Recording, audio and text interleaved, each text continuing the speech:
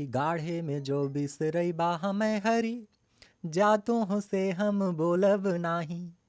तू बहिनी बहिनी का हवा, फेरी नात कबों तो से जोड़ब नाही। अभी लोगों के लिए बन गया है बाजार, साधन वाले लोग आ गए हैं, साधना वाले दूर हो गए।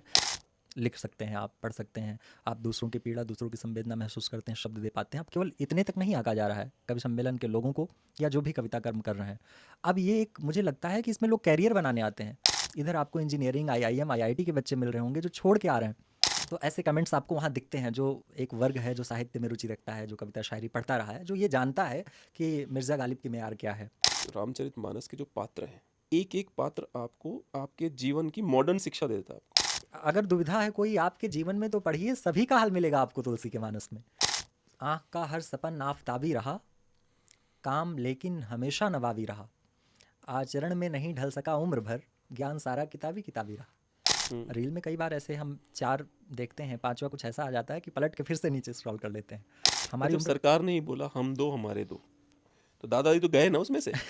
बहुत कम लोग होते हैं जीवन में कि आप कुछ अच्छा करें तो आपका हौसला बढ़ाएं। भाई अगर आप जैसे आप लिख रहे हैं कविता सरकास्टिक होने के लिए, समाज ही ऐसा है कि नॉर्मल है आपकी कविता, सरकास्टिक हुई नहीं। बिल्कुल। आप अयोध्या का अनुभव करने के लिए ऐसे संत के पास क्यों नहीं जाते हैं कि जिनके लिए शास्त्र ही प्रमाण है? उनके लिए ये बात प्रमाण नहीं है कि उनके यहाँ योगी जी चल करके आ रहे हैं, कि उनके यहाँ डिप्टी CM चल के आ रहे हैं कि नहीं आ रहे हैं। बिना मरे ही स्वर्ग चाहते किंतु नहीं यह संभव, जो सागर में गहरे उतरे वे ही मोती पाते। क्या बात।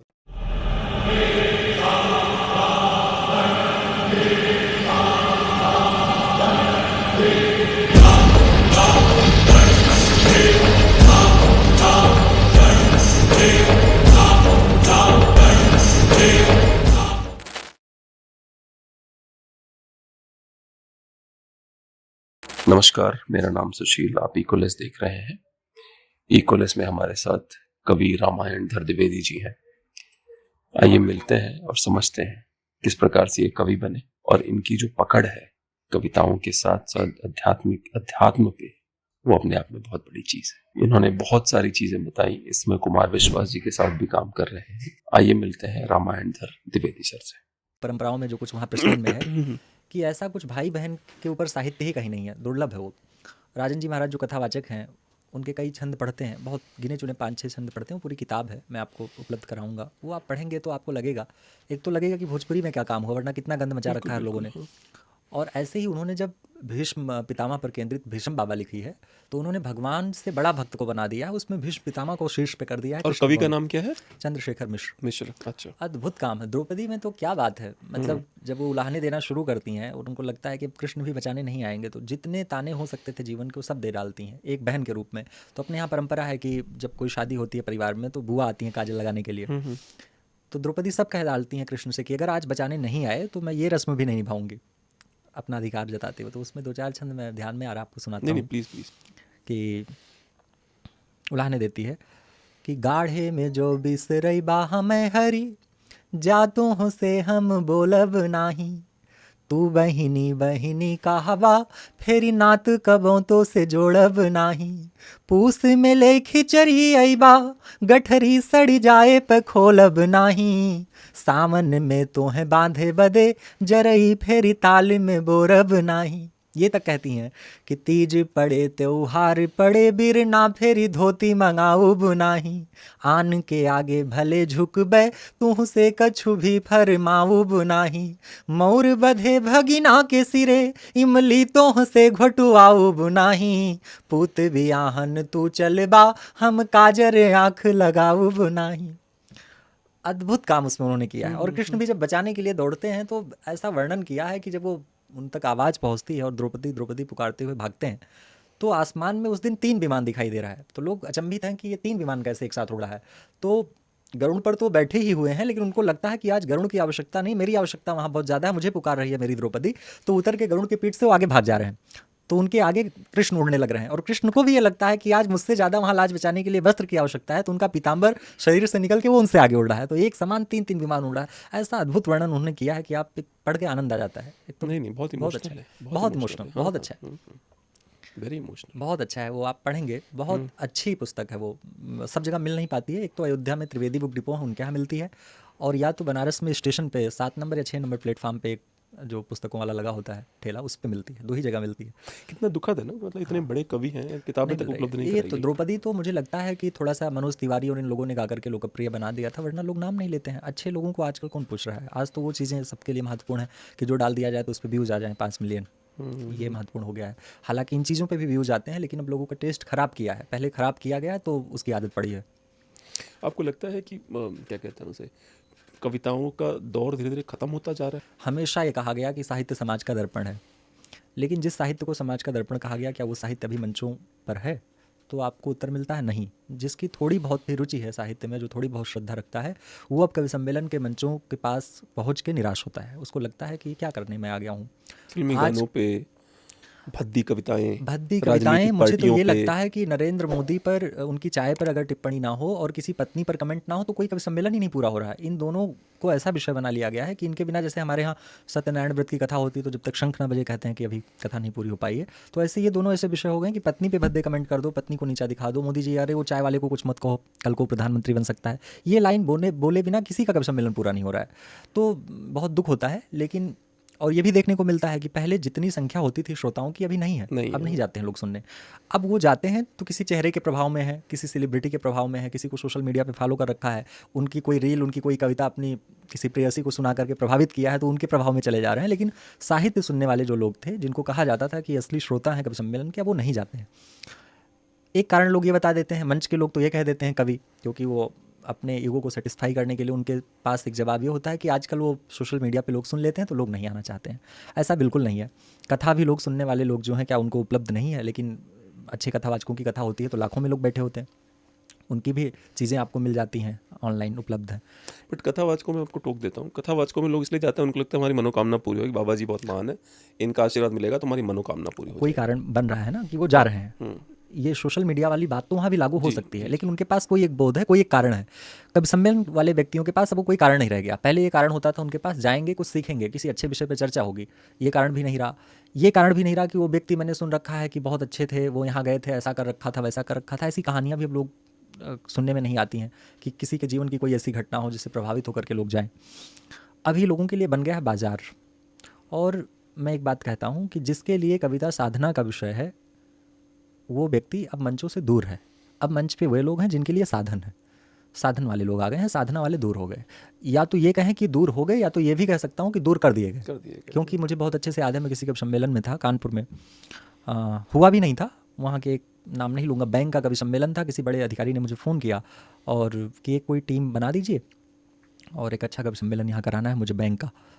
मैंने उनको कुछ 5-6 नाम भेजे, 1-2 नाम शहर का ही दिया। मेरी कोशिश होती है जिस शहर में जाया जाए वहाँ के भी जो अच्छे कवि हैं उनको शामिल कर लिया जाए। मैंने 1-2 नाम वहाँ का सुझाया। वहाँ का कोई लोकल कवि, लोकल इस मायने में कि वो भी कानपुर का ही था, लेकिन मंचों पे उनकी एक अच्छी पहचान है, बड़े कवि माने जाते हैं तथाकथित। उन्होंने मेरे दिए हुए नाम को ये कहकर कटवाया, ये तो बस किताबों के लिए ठीक है, ये मंच का कंटेंट इनके पास नहीं। आइटम बोलते हैं, कंटेंट नहीं कहते, वो कहते हैं इनके पास मंच का आइटम नहीं है। तो कविता अब आइटम हो गया है कि कौन सा आइटम। बल्कि मुझे तो बड़ा धक्का लगता है, और ऐसे मंचों पे जाने से ईश्वर मुझे बचा के भी रखते हैं। बहुत अच्छी जगह ही जाता हूँ, मैं कह देता हूँ मेरे सामने कोई ताली, ये भी आजकल विषय हो गया है कि ऐसी ताली बजाओ कि ये पांडाल गिर जाए, ये ऑडिटोरियम फट जाए। जब लोग हाँ, मतलब तालियों के लिए ये तक कह डालते हैं कि अगली पंक्ति पे तालियां रोक सको तो रोक लो। और अगर वो देशभक्ति कविता सुना रहे हैं तो कहते हैं आपकी तालियां सरहद तक जाएं अभी। मतलब अगर आप नहीं बजाएंगे तो फिर वो वहाँ पे ठीक से नहीं लड़ाई लड़ पाएंगे। हाँ, आप देशभक्त नहीं, ये तक भी लोग कहते हैं कि अगर आप सच्चे देशभक्त हैं तो आपकी तालियां इस पर उठें, आकाश भर तालियां उठें, तालियों का महोत्सव खड़ा कर दो। कविता के महोत्सव में तालियों का महोत्सव लोग देखना चाहते हैं, तो मैं चुप करा देता हूँ। जैसे ताली वाली लोग बजाते हैं, मैं ऐसे बोलता हूँ ये पीछे भी लोग बैठे हैं, अभी बजवाएंगे, कोई महोत्सव कराएगा आपसे, कोई कहेगा ऑडिटोरियम फट जाए, ऐसे बजा दो ताली। मेरे वाले में आप ताली मत बजाओ, मुझे मन से सुनो, क्योंकि मैं सार्थक बात करने आता हूँ। माँ सरस्वती की थोड़ी बहुत कृपा है कि कुछ अच्छा रचवाती हैं, सार्थक रचवाती हैं, तो वो मैं संवाद करने आया हूँ। और अगर मेरे कविता पढ़ने से आपके जीवन में कहीं थोड़ा बहुत भी सकारात्मक परिवर्तन नहीं आता है तो मुझे लगता है मैं फिर बेवजह बुलाया गया हूँ, नहीं हूँ मैं इसके पक्ष में। तो मेरी कोशिश रहती है कि अच्छे लोग आएँ। तो लेकिन अब वही है कि बाज़ार इन्हीं लोगों से चल रहा है, तो कई बार हमें भी किनारे लगा दिया जाता है, हमारे लिए भी कुछ ऐसी भूमिका बना दी जाती है कि उनको मत बुलाया जाए। जो प्रतिबद्ध है वही लथपथ है। बिल्कुल ठीक बात है ना, अगर आप प्रतिबद्धता दिखाएंगे तो आपको किनारे कर दिया जाएगा। बिल्कुल ठीक बात है, बिल्कुल। आप केवल फ्लो का हिस्सा बनिए। हाँ, अगर आप नहीं बनेंगे तो आपको साइड करके फ्लो आगे बढ़ जा रहा है फॉर सम रीजन। लेकिन ठीक है, हम जानते हैं कि हमारी लड़ाई लंबी है, हमें थोड़ा अधिक संघर्ष करना पड़ेगा, लेकिन एक अच्छे उद्देश्य के साथ अगर इस फील्ड में है तो इस बात का भरोसा भी होता है, क्योंकि मुझे मालूम है इंजीनियरिंग विद्यार्थी था, मेरी यहाँ कोई आवश्यकता नहीं थी, लेकिन अगर पढ़ाई के टाइम पे ही कि जिस समय मैं बैठ के कोई मैथ का प्रमेय सॉल्व कर रहा हूँ उस समय भी अगर मेरे मन मस्तिष्क में कोई कविता उतर रही थी, मैं एग्जाम में कॉपी लिखने के लिए बैठा हूँ और प्रश्न उत्तर वाला पेज पलट के पीछे कविता नोट कर रहा हूँ, तो ये स्वतः तो नहीं संभव था या मेरी इच्छा की वजह से नहीं हो रहा था, ये कोई प्रेरणा ही थी। और अगर कोई प्रेरणा मुझे यहाँ तक लेकर के आई कि जिस उम्र में पढ़ लिख के मैं कोई अच्छी नौकरी ले सकता था, पढ़ने में अच्छा माना जाता था, घर परिवार में उदाहरण था मैं, ऐसे समय में अगर चेहरे पे लिखा होगा पढ़ने लगते थे। तो अगर ऐसे में मुझे कविता मेरे भीतर उतरने लग गई तो मुझे ये लगता है कि कुछ सोच के ईश्वर ने यहाँ भेजा है और सार्थक उद्देश्य के साथ चल रहा हूँ। अब तक ईश्वर ने बहुत कुछ दिया है और मैं ये भी जानता हूँ, एक भरोसा है कि आने वाले समय में परिवर्तन फिर से आएगा। ऐसे ही ये चक्र चल रहा है। अभी वो लोग अगर यहाँ पे हैं तो वो लोग भी नीचे उतरेंगे, फिर अच्छे लोग ऐसे बढ़ के वहाँ पहुँचेंगे। ऐसे ही चल रहा है समाज पूरा। तो बदलेगा, समय बदलेगा और अच्छे लिखने पढ़ने वालों की संख्या बढ़ती ही जा रही है। बस मंचों पे उनको थोड़ा स्थापित होने में भी समय लग रहा है, क्योंकि कहीं ना कहीं नई पीढ़ी में एक कमजोरी ये है कि वो जैसे ही देखते हैं कि उन्हें मंच की भूख थोड़ी सी सताती है तो वो भी वही करने पर उतारू हो जाते हैं जो गंदे लोग कर रहे हैं। उन्हें लगता है अच्छा मंच पे आना है तो अब राम जी पे कविता लिखनी है तो कुछ ऐसा लेके आया जाए कि आज ही वायरल हो जाए, टारगेट करके लिखा जाता है। कविता उतरती है, सहज रूप से आपके भीतर घटित होती है और वही कविता होती है। जो आप सोच के प्लान करके लिखते हैं वो कविता नहीं है, उस तुलना में तो वो कमजोर ही कविता होगी जो सहज उतरती है। इनको हमारे यहाँ कहते हैं स्लेटी कवि, जो मतलब स्लेट लेके चाक लेके बैठे रहते हैं कि ये वाला बढ़िया नहीं मिटा, दूसरा बिल्कुल लिखेंगे। बिल्कुल, हाँ मैं देखता हूँ लोग ऐसे कह देते हैं नहीं यार ये तुम मत पढ़ना, इस पे रिस्पांस नहीं आएगी, इस पे तालियां कम आएंगी, जिस पे तालियां बजेंगी उसी को कविता मानी जाती है। ऐसे मैंने पॉलिटिशियंस का वो करा हुआ है, पॉडकास्ट करा हुआ है। पॉलिटिशियन ऐसी बातें करता है, जब वो इंटरव्यू खत्म होता है तो वो बताता है कि वो जो लाइन कही थी ना उस पर आप रील बनाइएगा, उस पर वायरल होगा। हाँ ये जो कहा था इस पे बनाइए, इस पे वायरल होगा।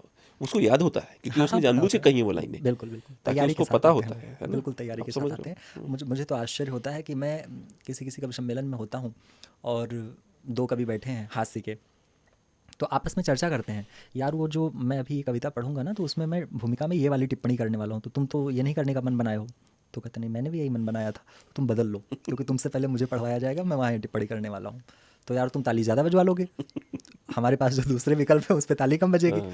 तो ये हो गया है कि उन्हें एक एक पता मैंने वो होता भी है। ऑब्जर्व करा है कि पता नहीं क्या कहते हैं उसे, कवि कवि सम्मेलन लूट के चले गए वो। हाँ लूट के चले जाते हाँ, हैं, ये भी बड़ा सुना कवि है सम्मेलन कि लूट लेते मतलब हैं अब पूरी। तो हम अंत में बचे हैं, बहुत तो कवि सम्मेलन लूट के चले गए। हाँ अरे मैं आपको देखता लगता है जो हूँ पेट्रियोटिक लिखते हैं वो इसी चक्कर में रहते हैं? बहुत बड़े बड़े नाम है, मैं भी नाम नहीं ले सकता, आप भी नहीं ले सकते। बहुत बड़ा नाम है एक पेट्रियोटिक का, काफी उम्र हो गई अंकल की, पर वो लूटने के चक्कर में अभी तक पड़े हुए हैं। अभी तक वो लूट नहीं रहे, लूटे ही जा रहे हैं वो। मुझे तो लगता है अभी सहज ऐसे आ रहा है मेरे मन में, पहले ये कहीं बोला भी नहीं है। मुझे लगता है कि अगर कवियों का कोई वो रूटीन चेकअप कराया जाए, हेल्थ चेकअप कराया जाए, तो कोई अच्छा डॉक्टर अगर होगा तो मुझे लगता है 70% जो स्थापित कवि हैं उनमें कोई एक ही रोग पाया जाएगा। वो यही होगा कि उनसे पहले वाला कवि ज़्यादा जम गया था। वही जो आप लूटने वाली बात कर रहे हैं, घबरा जाते हैं लोग, मतलब उसी समय उनको वॉशरूम लग जाएगी, उसी समय उनको बेचैनी छा जाती है। कंटेंट पे ट्रस्ट नहीं है अपने। हाँ उन्हें यही लगता है कि अरे अच्छा, उन्हें क्या है कि वो बड़े बन गए हैं, समय ने बड़ा बना दिया है, ईश्वर की कृपा, पूर्व जन्म का कोई संस्कार, क्योंकि इस जन्म वाले पे तो मुझे कई बार संदेह भी रहता है पूर्व जन्म का ही कुछ रहा होगा। तो जब वो बड़े इतने हो जाते हैं कि अब उन्हें अपने बड़प्पन को जस्टिफाई करना है। पता चल रहा है कि रामायणधर द्विवेदी को 50,000 रुपये दे के बुलाया गया, उनको 2.5 लाख रुपये मिले हैं। अब रामायणधर द्विवेदी की कविता पे वंस मोर हो रहा है, रामायण को कोई चाह ही नहीं रहा कि बैठें। अब उन्हें लग रहा है कि अगर इनके साथ ये हो रहा हो, मेरे पे नहीं हुआ, तो मैं 2.5 लाख कैसे जस्टिफाई करूँगा। तो उनकी चिंता भी जायज़ है। तो मुझे लगता है कि बहुत सारे बड़े लोग एक ही बीमारी उनमें होगी कि यही कारण बताया जाएगा। पर आपको लगता है कि आजकल कवियों ने सामाजिक मुद्दों पे भी लिखना बंद कर दिया है?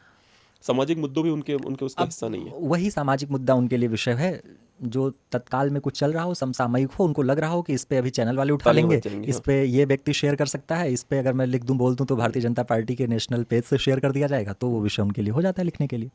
ऐसे विषय उनके लिए आवश्यक नहीं है कि जिस पे लिख के बोल के वो समाज को कोई दिशा दे सकते हैं, कोई सकारात्मक परिवर्तन ला सकते हैं। ये विषय उनके लिए आवश्यक नहीं है।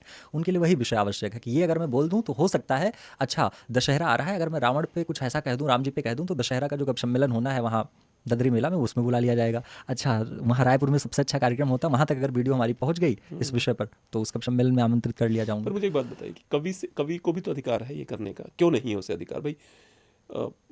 कवि ही क्यों गरीब बना रहे? जैसे मैं एक बात बताता हूँ, हमारे शो पे आते हैं, कई बार आ चुके हैं, मेरे छोटे भाई की तरह है, रामवीर तंवर जी, एनवायरमेंटलिस्ट हैं, पॉन्ड मैन ऑफ इंडिया, प्रधानमंत्री नाम से जानते हैं उनको। तो वो कह रहे थे, बहुत इंटरेस्टिंग कह रहे थे कि जब भी एनवायरमेंटलिस्ट की बात होती है, लोगों को उम्मीद होती है कि खादी का कुर्ता पजामा पहने, खादी का झोला लिए हुए कोई व्यक्ति बिना पैसा लिए सारा काम करता रहे, चवन्नी ना मांगे अपने लिए। कहते हैं मैं वो एनवायरमेंटलिस्ट नहीं हूँ भाई, मैं तो भैया अगर मैं हूँ तो मेरा कुछ परसेंटेज बनना चाहिए, एनवायरमेंटलिस्ट तभी हूँ जब मैं भी अच्छी ज़िंदगी गुजार सकूँ। तो कवि को क्यों नहीं मौका मिलना चाहिए, वो भी अच्छी ज़िंदगी गुजारे? बिल्कुल मौका मिलना चाहिए और मौका मिल रहा है। मुझे लग रहा है कि आजकल ये केवल एक कोई ऐसी विधा नहीं है जो केवल कहा जाए कि आपके अंदर कोई एक प्रतिभा है, कवित्व धर्म है आपके अंदर, लिख सकते हैं आप, पढ़ सकते हैं आप, दूसरों की पीड़ा, दूसरों की संवेदना महसूस करते हैं, शब्द दे पाते हैं। अब केवल इतने तक नहीं आंका जा रहा है कवि सम्मेलन के लोगों को या जो भी कविता कर्म कर रहे हैं। अब ये एक मुझे लगता है कि इसमें लोग कैरियर बनाने आते हैं। और अभी इधर के आप कभी उठा के देखेंगे, उसमें से एक मैं भी हूँ कि इंजीनियरिंग का स्टूडेंट रहा हूँ। इधर आपको इंजीनियरिंग, IIM, IIT के बच्चे मिल रहे होंगे जो छोड़ के आ रहे हैं। तो इसका मतलब उनको ये लगता है कि यहाँ भी कैरियर सेट किया जा सकता है। और इस मामले में डॉक्टर कुमार विश्वास जी का योगदान इतना बड़ा है कि उन्होंने इसको तो इंडस्ट्री बना दिया। वो कवि सम्मेलन इंडस्ट्री कह के संबोधित भी करते हैं। और मुझे लग रहा है कहीं और भी निकल गए हैं उधर उनको मज़ा नहीं आया शायद, नहीं नहीं इनफ नहीं था, नहीं, तो सब कुछ कहीं कर और रहे हैं। निकल हाँ, गए। ये भी कर रहे हैं, अपने अपने राम भी कर रहे हैं। जहाँ जा रहे हैं वहाँ वो एक बना दे रहे हैं, ऐसा स्थान सुरक्षित कर ले रहे हैं कि एक रेखा ऐसी खींच दे रहे हैं कि लोग नहीं पहुँच पाए। बट वही है ना, श्रोता है उनके भाई। हाँ, 35 लाख प्लस GST इस समय उनका पेमेंट है। तो जाहिर सी बात है कि इतने में तो इतना अच्छे खासे इंजीनियरिंग स्टूडेंट का 35 लाख साल का मुझे पैकेज लगता है होगा। 4 कवि सम्मेलन पूरे हो जाएंगे। मैं कह रहा हूँ कि साल भर का अच्छे IITN का और BTech MTech वाले का पैकेज होगा। अच्छी नौकरी वाले 35 लाख साल भर का पाते होंगे, वो आपको एक दिन में मिल रहा है। और वो 35 लाख ले रहे हैं तो हम जैसे लोग भी 1 लाख मांगने की स्थिति में आ जाते हैं, या साथ के लोग 2 लाख, 1 लाख, 3 लाख पाने लगते हैं। वो चार्टर्ड प्लेन से चल रहे हैं तो हम भी बिजनेस क्लास मांगने की स्थिति में आ रहे हैं। तो उनका योगदान इस मामले में बहुत बड़ा है। उन्होंने ये बताया कि ये जो है, और जो आपने, अपोलोजेटिक नहीं हुए वो कभी। हाँ, उन्होंने अपोलॉजीज नहीं करी कि मतलब उन्होंने बोला भाई मेरा स्टाइल है, ऐसे ही बिल्कुल हम लोग। बिल्कुल। जैसे आपने जो कहा झोला वाली बात, यही कवियों के साथ थी कि झोला लेके एक चलते थे। पता चला कि आपने आज नोएडा उनको बुलाया कवि सम्मेलन में और परसों उनको जाना है देहरादून, तो वापस घर नहीं जाते थे, आपके घर रुक जाते, आप किसी मित्र के यहाँ ठहरा देते, यहीं से आप कोई बस पकड़ा देते, देहरादून पहुंच जाते। पर सवाल उसमें कुछ और है। आपको लगता है कि इसके चक्कर में ही कविताओं का स्टैंडर्ड गिरा है? मैं 2 बातें कहता हूँ, ये आपके ऊपर निर्भर करता है कि आप किस चीज़ से प्रभावित हैं। डॉक्टर कुमार विश्वास की ही हम लोग बात कर रहे हैं। क्यों लोगों को केवल उनका वो यश, वैभव, उनकी लग्जरी लाइफ ही देखनी चाहिए? उनका संघर्ष, उनकी मेहनत, उनकी वाक्पटुता, उनकी याददाश्त, उनकी स्मरण शक्ति लोगों के ध्यान में क्यों नहीं आती है? इससे भी लोगों को प्रभावित होना चाहिए। हम कवि सम्मेलन की दुनिया में आए हैं, हम डॉक्टर कुमार विश्वास जी से भी प्रभावित हैं, तो हम बुद्धिनाथ मिश्र जी से भी प्रभावित हैं, तो हम किसी गांव में रहने वाले ऐसे कवि से प्रभावित हैं जो भी मंच पे जाने की स्थिति में भी नहीं है। आप किस बात से प्रेरणा लेते हैं, आप पर क्या प्रभाव डालती है, ये आपका अपना व्यक्तित्व होता है, आपका चरित्र होता है। कविता, ये मैं बिल्कुल कहूँगा कि ये सारी चीज़ें जब इसमें आईं, इसमें पैसे बढ़े, इसमें लग्जरी लाइफ बढ़ गई, तो इससे कविता का नुकसान हुआ। लेकिन आपका जो पहला प्रश्न था, वहाँ तो ये कॉन्ट्रडिक्टरी है ना ये। हाँ, तो कॉन्ट्रडिक्शन है, बैलेंस पैराडॉक्स बनाना है ये। आपको आना चाहिए। अब मेरे साथ अब इतनी ईश्वर की कृपा से पहचान हो गई है कि मैं भी जो बात कहूँगा सुन ली जाएगी। लेकिन पहले दिन से मुझे लगा कि नहीं, कविता के साथ मंच पे रहना है। अच्छा कंटेंट नहीं होता है, कोई सार्थक बात नहीं आती है मन में, और मैं लिख के उसी दिन काट के फेंक देता हूँ। मैं अपने नोटबुक में भी नहीं रखता हूँ कि ये मेरे किसी काम की नहीं आनी है। जिस कविता के सहारे बहुत लोग जीवन अपना निकाल सकते हैं, ऐसी कविताएं मैं रोज काट के फेंक देता हूँ, क्योंकि मुझे लगता है इसके साथ मुझे मंच पे नहीं जाना है। तो ये आपके अपने ऊपर निर्भर करता है कि आप क्या लेके जा रहे हैं। हम ये जानते हैं कि हमें सुनने वालों की संख्या 5 लाख नहीं है, 50,000 नहीं है, 5,000 लोग सुनेंगे, बल्कि अभी 500 लोग ही सुन लेंगे। लेकिन वो 500 लोग सुन के कहेंगे कि हाँ, कुछ अच्छा सुन के गए। हम लिख ही नहीं रहे हैं भीड़ के लिए, हम मेला के लिए कविता नहीं लिख रहे हैं कि जहाँ कोई ठेला लगाए हुए आया है, बस वो कुछ चल रहा है, वहाँ साउंड बज रहा है, चलो देख लेते हैं। हम ऐसे लोगों के लिए नहीं लिख रहे हैं। हम पढ़े लिखे हुए लोगों के लिए ही लिख रहे हैं कि जो सुने और कोई अच्छी बात हो तो इतना विचार उनके भीतर हो, इतना उनके भीतर ये प्रतीति हो कि हाँ, कुछ अच्छी बात हो रही है, ये विषय बहुत आवश्यक है, इसको इस तरह सोचा जाना चाहिए। आप कितने साल के, एज कितनी है आपकी? 26। शायद अगले 12 सालों में आपके विचारों में परिवर्तन आ जाएगा। मैं अभी आपको अभी आप ये बोलने वाले नहीं, ऐसा नहीं होगा। नहीं, मैं ये बिल्कुल पर नहीं age बोल रहा हूँ। changes you, हाँ। नहीं, मैं एक बात बहुत अच्छे से जानता हूँ, समय बहुत बलवान होता है, समय सब कुछ सिखाता है। लेकिन एक भरोसा मेरे मन में है, वो ये है कि जिस समय हमारे लिए सबसे कठिन समय आज है, जब मैंने इंजीनियरिंग छोड़ के, जब घर का बड़ा बेटा होने के बावजूद कि जब मुझसे ही चलना है, ऐसे समय में जब रोजी रोटी का भी संकट है और यही मेरी रोजी रोटी का जरिया है, मैं भी इसी कवि सम्मेलन के ही पैसों से घर परिवार सब चला रहा हूँ, उसके बावजूद भी मैं अभी बाजार को पूरी तरह स्वीकार नहीं पा रहा हूँ। डिस्पाइट ऑफ दैट, मैं आपसे काफ़ी बड़ा हूँ, मैं आपको कह रहा हूँ कि समय आता है, क्योंकि सारे प्रिंसिपल्स की धज्जियाँ उड़ते हुए देखा मैंने। फिर मैं यहीं आपके साथ ही बैठूंगा, मज़ा आएगा उस दिन ज़्यादा। मैं आपके साथ ही बैठूंगा उस दिन ज़्यादा मज़ा आएगा हम लोगों को, बिल्कुल, है ना। तो एक मुझे और बात बताइए कि जैसे पुराने जो हमारे कवि थे, जैसे श्याम नारायण पांडे जी हैं, ठीक है, या फिर वो जयशंकर प्रसाद जी हैं, अगर वो अभी लौट के आए तो आज की कविताओं की स्थिति को देख के रोने लग जाएंगे, या वापस उल्टे कदम निकल लेंगे कि भाई मतलब इसमें तो जाना ही नहीं चाहता? नहीं, देखिए मैं अक्सर ये चीज़ देखता हूँ सोशल मीडिया पे, जब कोई शेर पोस्ट होता है और शेर डालने के बाद नीचे लिख दिया जाता है गुलजार, नीचे लिख दिया जाता है मिर्ज़ा गालिब, आपके सामने भी आया होगा। तो ऐसे कमेंट्स आपको वहाँ दिखते हैं, जो एक वर्ग है जो साहित्य में रुचि रखता है, जो कविता शायरी पढ़ता रहा है, जो ये जानता है कि मिर्ज़ा गालिब की मेयार क्या है, वो क्या सोच सकते हैं, तो उसको लगता है कि ये किसी की बेवकूफ़ी है, किसने जानबूझ के किया है, तो वो भी ऐसे ही टिप्पणी लिखता है कि अभी आके अगर मिर्ज़ा गालिब इसको पढ़ते तो आत्महत्या कर लेते।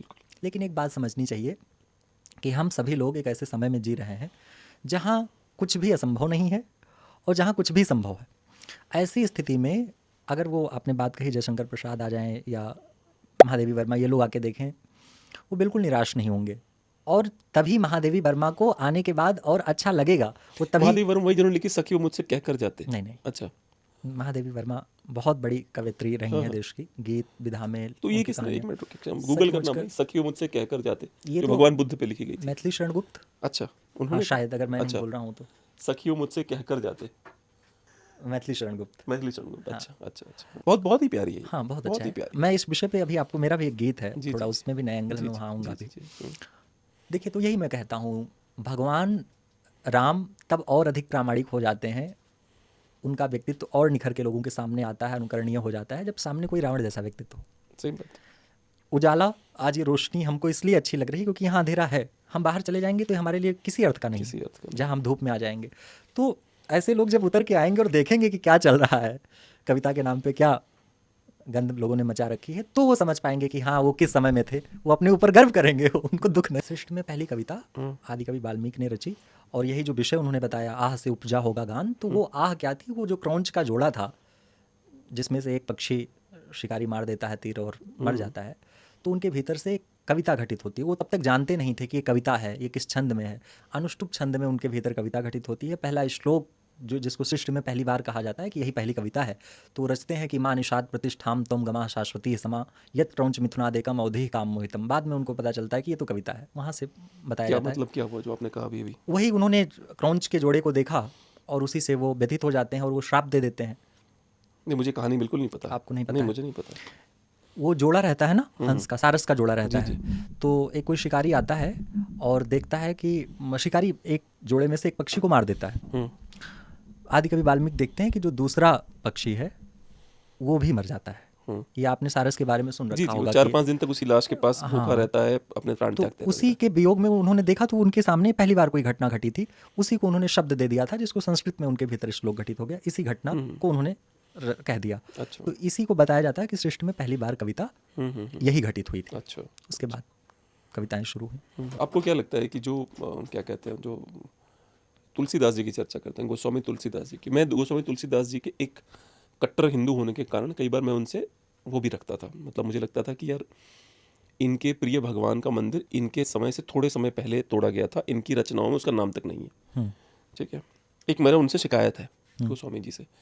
पर जब आप रामचरितमानस पढ़ते हैं आपको लगता है क्या वोकैबुलरी है बंदे की, मतलब शब्दों को रिपीट नहीं करता, संस्कृत पे पकड़, अवधि पे पकड़, शब्द रिपीट नहीं कर रहे, 1500 पेज का लिख डाला काव्य, रिपीटेड कुछ नहीं है। मतलब आपको लगेगा अरे क्या लिखा है, क्या क्रांतिकारी है जो भी लिखा है। मेरे अयोध्या में पूज्य महाराज जी मेरे गुरुदेव हैं, आचार्य मिथिलेश नंदिनी शरण जी। संभवतः आपके सामने कभी उनका नाम आया हो या आपने उनकी कोई वीडियो देखी हो। महाराज जी का बहुत काम है तुलसीदास जी पर, बहुत सारे सत्र होते हैं देश भर में जिसमें तुलसीदास जी पर ही केंद्रित अलग अलग विषय पर वो वक्तव्य देते हैं। वो एक बात कहते हैं कि तुलसीदास जी आज के समय में बहुत सारे लोगों का पेट भर रहे हैं, वही रामचरितमानस गा करके बहुत सारे लोगों की रोजी रोटी चल रही है। लेकिन इतना ही सच नहीं है। क्या तुलसीदास जी का इतना ही काम रहा है, इस लोक पे इतना ही उपकार रहा है कि बहुत सारे लोगों का पेट भर रहे हैं? नहीं, उन्होंने मनुष्य हुए समाज को फिर से मनुष्य बनाने का संकल्प लिया, उसकी चिकित्सा की है। उन्होंने बहुत बड़ा काम किया। तुलसीदास जी का जो साहित्य है केवल रामचरितमानस की बात नहीं है, उन्होंने कवितावली, दोहावली, गीतावली, विनय पत्रिका, जो कुछ भी रचा है। आप साहित्य अगर तलाशने जाएंगे तो ऐसे ऐसे प्रयोग आजकल के कभी कोई एक प्रयोग कर देते हैं तो कहते हैं कि हिंदी साहित्य का ये पहला प्रयोग है, आपकी इस पे तालियां उठें अगर ये प्रयोग आपको अच्छा लग गया हो। और उनके यहाँ प्रयोग, जैसे आपने कहा क्या शब्दकोश, ऐसी कई बातें, कई चमत्कार आप देखने को पा जाएंगे जितनी बार आप रामचरितमानस उठाकर पढ़ेंगे। और आप मन से अगर पढ़ रहे हैं तो आपको वहाँ ऐसे ऐसे चमत्कार दिखेंगे, भाषा के स्तर पे, विचार के स्तर पर, अध्यात्म के स्तर पे, एक भक्त भाव के स्तर पर कैसी निष्ठा होनी चाहिए, जिस भी स्तर पे आप उसको अपने ध्यान में रख के उसको पढ़ेंगे, हर बार आपको कोई ना कोई चमत्कार मिलेगा। बाबा के यहाँ दोहे की एक अर्धाली आती है, प्रयोग की बात पे मैं कह रहा हूँ, मतलब क्या सोच उनकी थी। एक दोहे की अर्धाली है कि हे हर हार आहार सुत विनय करो कर जोरी। दोहे की एक पंक्ति है, एक पंक्ति को अर्धाली कहते हैं। अब आप देखिए क्या चमत्कार है भाषा के स्तर पर। हे हर हार आहार सुत विनय करो कर जोरी, ये वो नहीं कह रहे हैं कि सीधे नहीं कह रहे हैं कि मैं हनुमान जी आपकी विनती कर रहा हूँ। हे संबोधन है, हर कहते हैं भगवान शिव को, हर भगवान शंकर का नाम है। फिर कह रहे हैं हे हर हार, और भगवान शिव का हार क्या है? सर्प। हे हर हार आहार सुत, और सर्प का आहार क्या है? वायु, वो हवा पीती। तो हे हर हार आहार सुत, अब आहार सुत कह के यहाँ पवन सुत वो कह रहे हैं, वो हनुमान जी को नाम सीधे नहीं ले रहे हैं, कह रहे हैं हे हर हार आहार सुत विनय करूं कर जोर, मैं हाथ जोड़ के आपकी विनती कर रहा हूँ। हनुमान जी कहने के लिए वो भाषा में कैसे खेल कर रहे हैं। तो उनके यहाँ तो मतलब कोई मन से पढ़े, मुझे लगता है कि हिंदी साहित्य पढ़ने वाले लोगों को इसलिए भी ये रामचरितमानस सिलेबस में शामिल करना चाहिए सबको। मुझे लगता है ये 9th 10th से ही पढ़ाया जाना चाहिए, और इसके लिए एक अलग से कक्षा होनी चाहिए, क्योंकि वो भाषा के स्तर पे तो समृद्ध हो ही जाएगा, सोच और विचार के स्तर पे बहुत समृद्ध हो जाएगा विद्यार्थी। जैसे जो विशेष रूप से सुंदरकांड, मैंने एक दिन बैठ के सुंदरकांड पहले पढ़ा मैंने, ठीक है, सुंदरकांड पढ़ा, समझा, दोबारा पढ़ा, समझा, फिर मैंने डिसाइड किया एक दिन पूरा खत्म करता हूँ। तो लग गए लगभग 10-11 घंटे लग गए। अच्छा। हाँ, तो मैंने पूरी रामचरितमानस पढ़ी, ठीक है, पूरी, मतलब बिना उठे, वही वाला खाना पीना चाय के वहीं पे हो रहा है कि खत्म करनी है तो करनी है, पूरी पढ़ डाली भाई साहब। तो मुझे ऐसा फील हुआ कि जो जो जो इस रामचरितमानस के जो पात्र हैं, एक एक पात्र आपको आपके जीवन की मॉडर्न शिक्षा देता है, आपको मॉडर्न अभी की शिक्षा दे रहा है वो। उदाहरण के तौर पे जब विभीषण मिलने आते हैं रावण से, रावण उसको पैर से मारता है, वो मिलने आते हैं भगवान राम से, तो सुग्रीव कहते हैं जाके कि भैया ये पता नहीं किस कारण ये सठ आया हुआ है, मतलब ये दुष्ट आया हुआ है, पता नहीं क्या ये हुआ है। तो भगवान राम वहाँ पे हमको और आपको शिक्षा देते हैं, जिस भी कला में आप जा रहे हैं उसमें इतने पारंगत हो कि कोई चैलेंज ना कर सके आपको, क्योंकि भगवान राम क्षत्रिय थे, शस्त्र की विद्या लेते थे। तो कहते हैं सुग्रीव से कि जितने भी राक्षस हैं दुनिया में उनको तो लक्ष्मण मार देगा, मेरी तो बात ही मत करो। और देखते हैं क्या कहने आया है, शरणागत तो हमारे जो शरणागत है उसका तो हम प्राण से भी अधिक रक्षा करेंगे, बिल्कुल, ठीक है। रही बात इनकी कि कोई बात नहीं, उसको तो हम देख लेंगे। ये कॉन्फिडेंस अपने ऊपर, जिस फील्ड में आप काम कर रहे हैं उसमें ये कॉन्फिडेंस, मतलब आप इससे बड़ी शिक्षा क्या मिलेगी आपको? यही बात है कि लोग केवल उसको धार्मिक ग्रंथ समझ लिए हैं रामचरितमानस को, वो मंदिर में स्थापित कर दिए। इसके लिए मैं हिंदू समाज का, sorry to interrupt you, but मैं कोई वो भी नहीं करता। मैं कभी रामचरितमानस को आप देखोगे ना, मेरे घर की रामचरितमानस जो मैं पढ़ता हूँ, कभी आपको लाल कपड़े में लिपटी हुई, कभी ऐसे नहीं, जैसे बाकी किताबें रखी वैसे वो भी रखी रहती है। और मुझे ऐसा सच कोई बहुत ज़्यादा, सॉरी जो लोग सुनते हैं सुनेंगे उनको बुरा भी लगेगा, मुझे ऐसा वो फीलिंग नहीं आती कि नहीं इसको सर पे लगाओ और ये करो। मेरे विचार क्या है वो पता करते हैं, इंपॉर्टेंट वही बात आवश्यक है कि देखिए सबकी निष्ठा अपनी अपनी होती है, उसमें परिवर्तन हो सकता है। किसी के लिए राम जी पूज्य, पढ़ो ही नहीं, पूजा करो, क्या मिल रहा है आपको उसमें से? लेकिन मानस उस लाल कपड़े में लपेट के रखी जाए, ठीक है, इसके लिए जो भी कर रहे हैं हम उनके आभारी हैं, लेकिन लाल कपड़े में लपेट के रखी ही ना रह जाए। वो पढ़ने के लिए है, वो जीवन में उतारने के लिए है। एक शायर हैं, लखनऊ में रहते हैं, अनुज अब्र नाम है उनका, बहुत अच्छे ज्योतिष भी हैं वो बताते हैं मानस क्यों पढ़ना चाहिए। तो उन्होंने इस पे गज़ल कही है। उन्होंने लिखा कि ये हमारा कल मिलेगा आपको तुलसी के मानस में, क्यों पढ़ना चाहिए मानस? हमारा कल मिलेगा आपको तुलसी के मानस में, सुनहरा पल मिलेगा आपको तुलसी के मानस में, जिसे हम देखते ही अपने माथे पर लगाते हैं, वो तुलसी दल मिलेगा आपको तुलसी के मानस में। अगर दुविधा है कोई आपके जीवन में तो पढ़िए, इकलौती पुस्तक है, पूरा आप मांग में उठा के रख दीजिए। अगर दुविधा है कोई आपके जीवन में तो पढ़िए, सभी का हल मिलेगा आपको तुलसी के मानस में। पराजित सत्य जब होता नजर आए तो पढ़िएगा, बहुत संबल मिलेगा आपको तुलसी के मानस में। ये सिखाती है मानस, कभी भी सत्य पर जो कहा जाता है सत्य। आपको नहीं लगता कि चूंकि इस तरह की किताबों को लाल कपड़े में लपेट के, इट्स लाइक कौन सी फिल्म आई थी वो अजय देवगन वाली, जिसमें वो कहता है कि ये मेरे पिता समान है, तो द गाय सेज कि अगर पिता समान है तो घर में रखो ना उसको। आप समझ रहे हो ना, इसलिए मेरे पिता समान है, पिता अगर समान है तो घर में रखो ना इसको। वही वाला हाल हो गया है कि सर पे लगाते लगाते लोगों ने पढ़ना बंद कर दिया है, इसलिए सत्य के लड़ कौन रहा है। बिल्कुल ठीक बात है, क्योंकि शिक्षा ही नहीं मिल रही उधर वाली। वो मैंने कभी लिखा था कि आँख का हर सपन आफताबी रहा, काम लेकिन हमेशा नवाबी रहा, आचरण में नहीं ढल सका उम्र भर, ज्ञान सारा किताबी किताबी रहा। तो आप उसको पढ़ेंगे नहीं, उसको आचरण में उतारेंगे नहीं, तो मानस आपके लिए नहीं है। लेकिन जो उसको पढ़े और अपने जीवन में उतारने की कोशिश कर ले, उसके लिए मानस सच में केवल मंत्र है।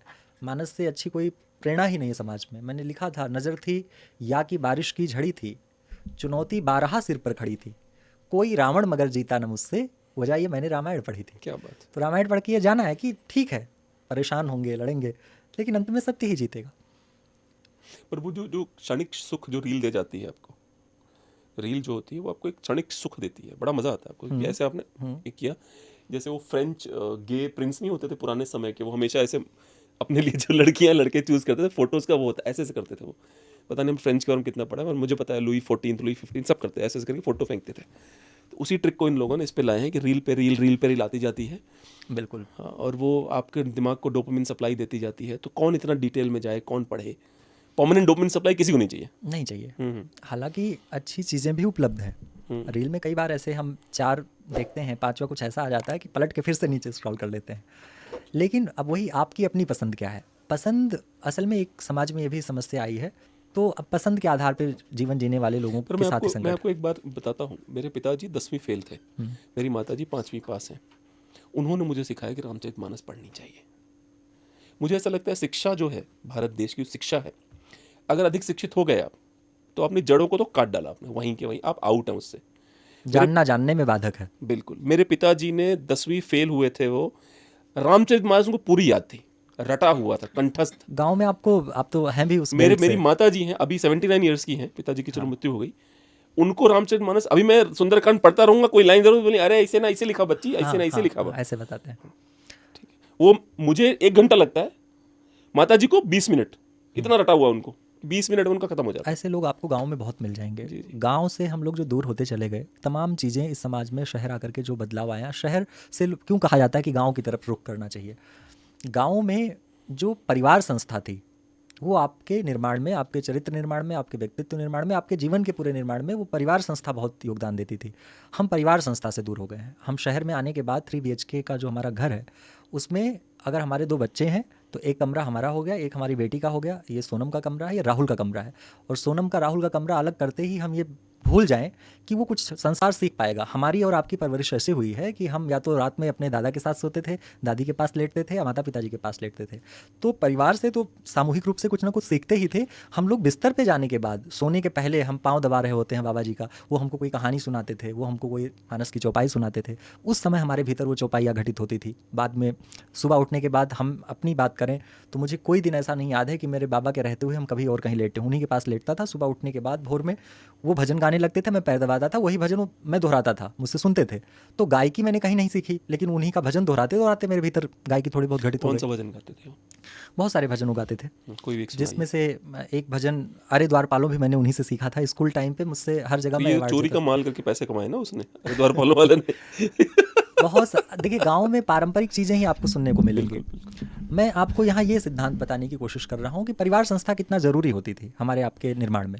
हमारी जब सरकार ने ही बोला हम 2 हमारे 2, तो दादाजी तो गए ना उसमें से।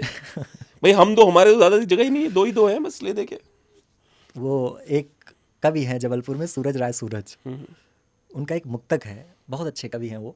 उन्होंने लिखा कि रहना खाना सोना सब उस मंदिर में, रिश्ते नाते और मजहब उस मंदिर में, और जिस मंदिर से भीख में मांगा था बेटा, भीख मांगती है माँ अब उस मंदिर में। और ऐसी औलादें करती क्या, आपने देखा होगा बड़े मेट्रो सिटीज़ में लोग माँ को साथ क्यों रखते हैं।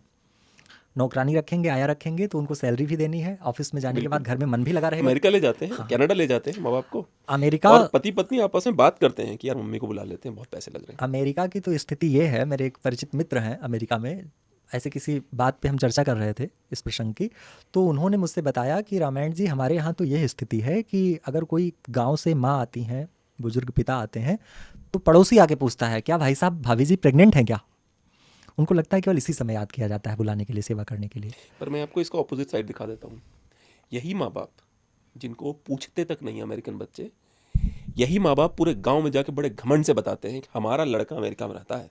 यही माँ बाप है वो, कोई और नहीं है। तो अभी अंडे मुर्गी वाली स्थिति है कि बिल्कुल किसकी ठीक है, वजह से क्या है बिल्कुल ठीक है। वो समझ में नहीं आता। लेकिन वही है कि अपना बच्चा अगर अंधा भी हो हम्म, तो सबसे प्यारा अपना ही आप बच्चा समझ नहीं रहे मेरी बात को। मैं मेरी 2 बेटियां हैं, जी। मेरे सिर्फ इतनी ट्रेनिंग उन दोनों बेटियों को कि हर जहां भी मान लेते हैं हम लोग स्विट्जरलैंड चले जाते हैं, तुम साथ में ही रहो, बस इस बात को समझो। जो देश से फर्क नहीं पड़ेगा, आप भारत में भी बहुत अमीर बन सकती हैं, लेकिन जहां माँ बाप है वहीं रहने की आदत डालो, बात खत्म। 100 की सीधी एक बात मैं ऐसा चाहता हूँ उनसे, अपनी बेटियों से। सब अपने अपने संस्कार होते हैं, आप अभी से ये सिखा रहे हैं तो वो यही सीख मैं अपनी जाएंगे। बड़ी बेटी को 7 साल की, मैंने भगवत गीता उसको 7 पाठ पढ़ा डाले। मेडिकल साइंस ये कहता है कि किसी भी बच्चे की जो परवरिश है वो गर्भ में रहते हुए ही शुरू हो जाती है। मेडिकल साइंस ने भी इसको प्रमाण माना है। जो आपने अभिमन्यु की कहानी जी, सुनी जी, होगी, बताया जाता है कि आधी कहानी उन्होंने सुन इतनी रखी थी। इतनी कहानियां हमारी सच हो रही हैं सो कॉल्ड मेडिकल साइंस से, हाँ। कि हमको लगता है साला मेडिकल साइंस की जरूरत क्या थी।